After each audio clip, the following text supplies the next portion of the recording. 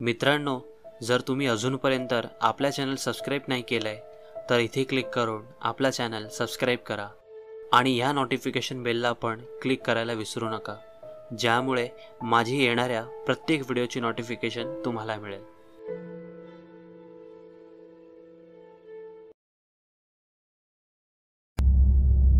तुमचं अपार्टमेंट असो किंवा ऑफिसची बिल्डिंग, एका सिक्युरिटी गार्डच्या भरोश्यावर तुमची वेळ मस्त टेन्शन फ्री जातो.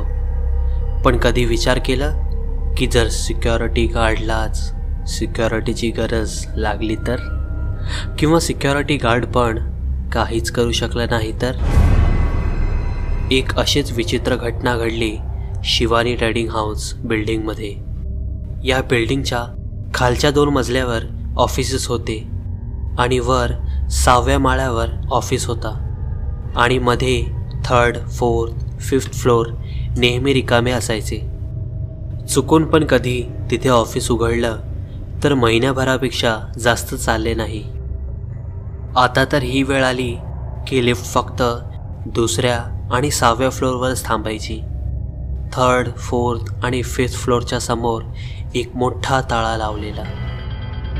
शहराच्या मुख्य स्थानावर बिल्डिंग आहे आणि त्याचे 3 फ्लोअर रिकामे आहेत, तर 4 गोष्टी होणारच. आणि हळूहळू ती बिल्डिंग भूताटके बिल्डिंगच्या नावाने प्रसिद्ध झाली. धीरजची इथे 6th फ्लोअरवर नवीन नोकरी लागली होती आणि त्याचे सिनियर बॉसेस बोलले की कधी पण खालच्या फ्लोअरवर रात्रीचं जाऊ नकोस. धीरजला पण काही छंद नव्हता कोणत्याही प्रकारच्या अडचणीत पडण्याचा. काय माहीत, जर कोणी बॉसला सांगितलं तर नोकरी सुटेल. आज धीरजची नाईट ड्युटी होती. आपल्या सीटवर बसून न्यूजपेपर वाचत होता की त्याला जाणवलं की रात्री किती शांतता आहे. थोडक्यात येणाऱ्या एखाद्या गाडीचा आवाज फक्त यायचा. तो आता पेपर वाचतच होता, तेवढ्यात कोणीतरी त्याच्या नावाने खालच्या फ्लोअरवरून हाक मारली, धीरज. एवढ्या रात्रीच्या वेळेत कोण असेल जो त्याच्या नावाने हाक मारत होता? हे बघण्यासाठी धीरज पायऱ्यांवरून खाली 5व्या मजल्यावर आला. लिफ्ट 5व्या मजल्यावर थांबली होती, पण ह्यावेळी आवाज 4थ्या फ्लोअरवरून आला, धीरज. धीरज धावतच 4th फ्लोअरवर गेला, तर लिफ्ट पण 5th फ्लोअरवरून 4th फ्लोअरवर येऊन थांबली आणि आवाज 3rd फ्लोअरवरून आला, धीरज. ह्यावेळी धीरजने पूर्ण हिंमत एकवटली आणि 3rd फ्लोअरवर जाऊन पोचला. लिफ्टच्या समोर दोन्ही बाजूला 2 दरवाजे होते ज्यावर ताळा लावलेला होता. ह्यावेळी ना लिफ्ट खाली गेली ना कोणी त्याच्या नावाने हाक मारली. फक्त दरवाजाच्या आतून एक आवाज आला. धीरजने पलटून दरवाजा वाजवून ह्याचं उत्तर दिलं आणि त्यानंतर समजा ही गोष्ट लगातार खूप वेळापर्यंत चालू राहिली.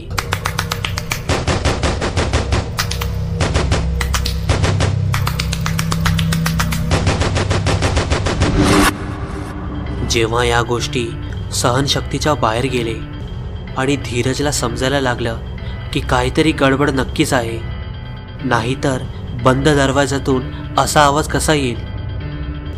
धीरजने पाठीपुढे न बघता सरळ वरच्या दिशेला धावला. वरच्या दिशेला धावताना धीरजच्या पायांचा आवाज येत होता आणि जसं जसं त्याने 4th आणि 5th फ्लोअरला पार केलं, तेच ताळ्यांचा आवाज त्याला तिथेही ऐकू येत होता, जसं की तो आवाज धीरजचा पाठलाग करतोय. 6th फ्लोअरवर पोचून धीरजने आधी तर पूर्ण ऑफिसच्या लाईटी लावल्या आणि मग तोंड धुवून पुन्हा रिसेप्शनवर येऊन बसला. थोड्याच वेळात त्याच्यासोबत नाईट ड्युटीवर राहणारा 2रा सिक्युरिटी गार्ड पण आला. तर धीरजने सांगितलं की त्याची तब्येत काही ठीक नाही वाटत आहे, म्हणून त्याला थोडा वेळ झोपायचंय. धीरजने कार्पेटवर चादर अंथरली आणि अंग टाकलं जमिनीवर झोपल्यामुळे खालच्या फ्लोअरचा सगळा आवाज स्पष्ट ऐकू येत होता. धीरजला हलक्या हलक्या झोपेत ऐकू आला. आवाज असा होता जसा बॉल खालच्या फ्लोअरच्या जमिनीवर नाही तर छतावर पडला असेल. हे ऐकून धीरज अचानक उठला तर त्याने बॉलला जमिनीवर पडतानाचा आवाज स्पष्टपणे ऐकला, जो दुसऱ्या सिक्युरिटी गार्डला ऐकूच नाही आला. धीरजला वाटलं की कदाचित हे सगळं त्याचा भास आहे, पण त्याचा भास हकीकतमध्ये तेव्हा बदललं जेव्हा तो पुन्हा झोपण्याचा प्रयत्न करत होता आणि त्याने आपल्या कानामध्ये एक आवाज जमिनीच्या दुसऱ्या बाजूने ऐकला. कान असंच जमिनीवर चिपकावून झोपून राहा, उठू नको. तू उठलास तर मी पडेन. धीरजला कोणीतरी जोरात धक्क्याने उठवलं आणि ओरडला, अरे काय बडबडतोय झोपेत धीरज, पागल झालास काय? धीरज उठताच आपली कंबर पकडून जोरात किंचाळला.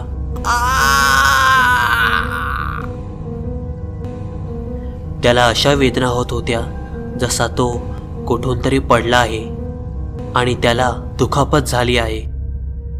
मोठ्या अडचणीनंतर थोड्या वेळानंतर वेदना काही कमी झाल्या तर धीरज पुन्हा झोपण्यासाठी पडला.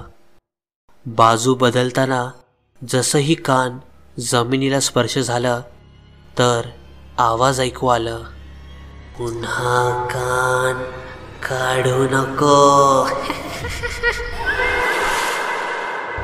धीरजने लगेच आपल्या सोबतच्याला बोलला, भाई तू खाली जाऊन बघ की मी जिथे झोपलोय त्याच्या बरोबर खाली कोण आहे, आणि ऐक मी तुला कॉल करतो, तू लाईनवरच राहा, कट नको करूस.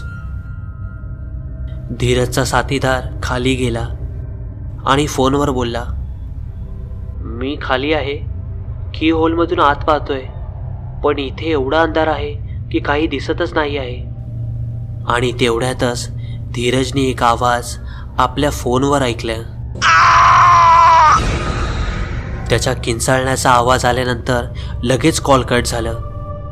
धीरज धावत खाली गेला तर पाहिलं 5व्या माळ्यावरच्या खोलीचा दरवाजा उघडा होता.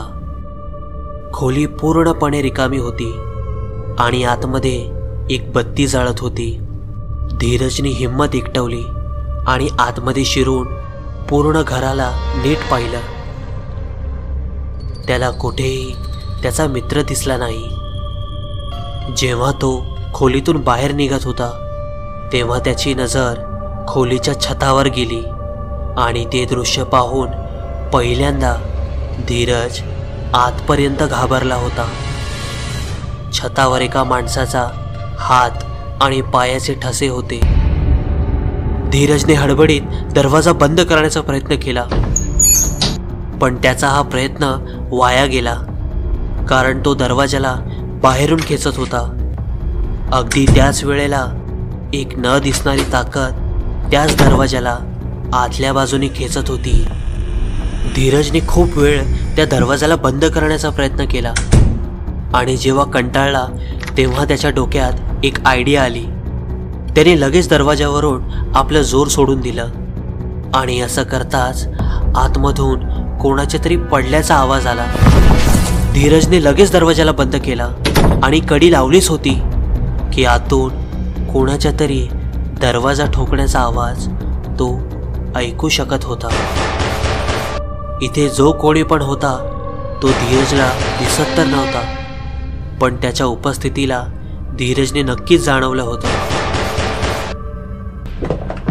तो धावत वर गेला आणि सोबत तो आवाज पण मागून त्याच्या सोबत येत होता. तो आपल्या ऑफिसच्या रिसेप्शनला पोहोचलाच होता की रिसेप्शनच्या आत ऑफिसमध्ये जायचा दरवाजा उघडला आणि त्याच्या सोबतचा नाईट गार्ड बाहेर निघाला. धीरज त्याला बघताच ओरडला, तू इथे कसा? तू तर खाली गेलेलास ना? सिक्युरिटी गार्ड हसतच बोलला, वाटतं आज तू ड्युटीवर दारू पिऊन आलायस. मी मागच्या 15 मिनिटापासून आतमध्ये होतो. धीरजची नजर लगेच आपल्या फोनवर गेली तर लास्ट डायल नंबर त्याच्या घरचा होता, ते पण 4 तासाआधीचा. ह्या सगळ्या गोष्टी धीरजला विचारात घालत होते आणि त्याला वाटत होतं की का लोक म्हणतात की ही बिल्डिंग हॉन्टेड आहे.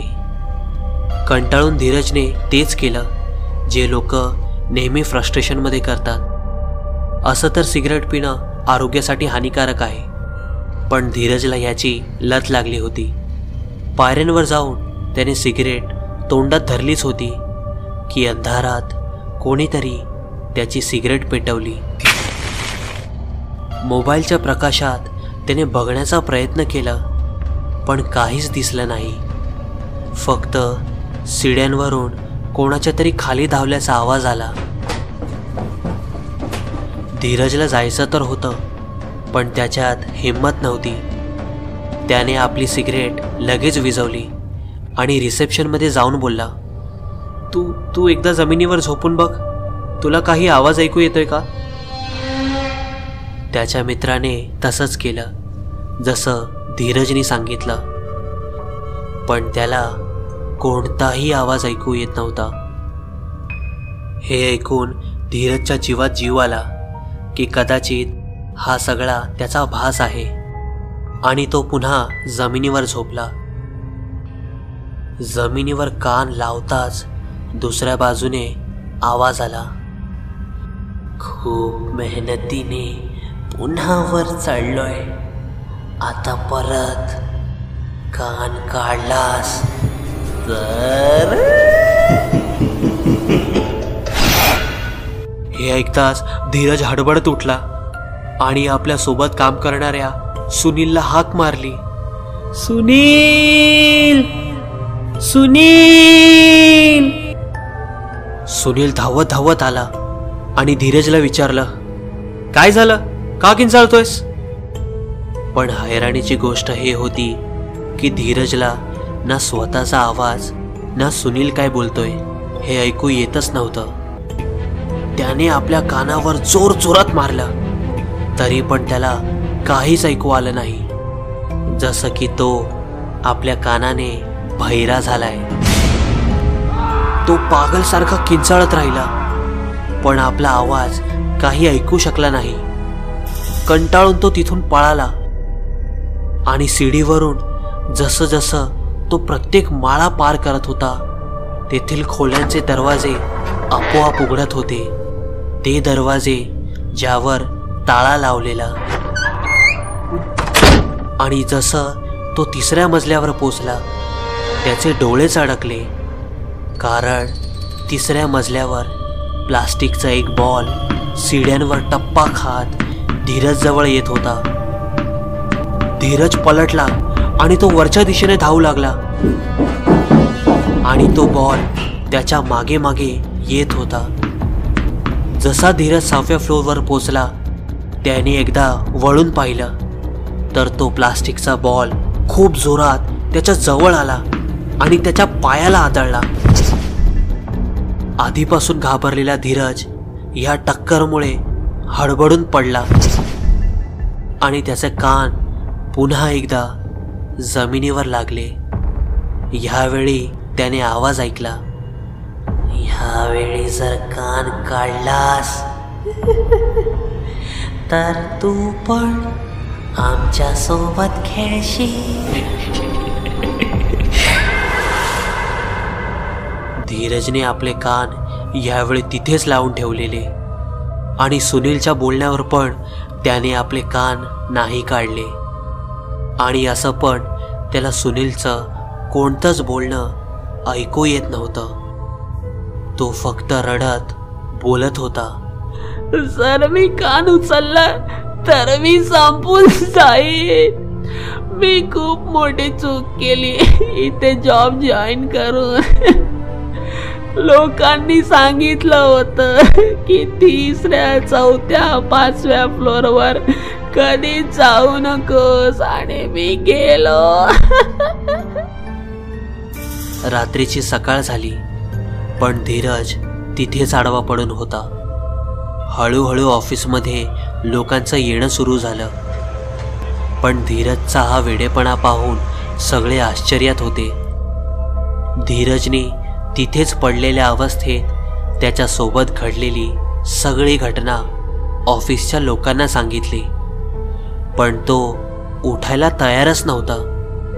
लोकांच्या जेव्हा खूप समजावल्यानंतरही तो नाही उठला, तेव्हा ऑफिसच्या मालकाने दुसऱ्या सिक्युरिटीवाल्यांना बोलला की याला धक्के मारून इथून बाहेर काढा आणि उद्यापासून मला याचा तोंडही नाही बघायचंय. दुसऱ्या सिक्युरिटी गार्डने जेव्हा त्याला उचललं, तर त्याला उचलताना धीरजने एक विचित्र आवाज काढला. अरे अरे अरे. आणि त्याच्या काही वेळानंतरच धीरजचा श्वास बंद पडला. त्याचा मृत्यू एक रहस्य बनलंय, जे की मृत्यूचं कारण सगळ्यांनाच माहीत आहे. आज रात्री झोपताना आपले कान जमिनीवर नका लावू. काय माहीत तुम्हालाही काही ऐकायला मिळेल.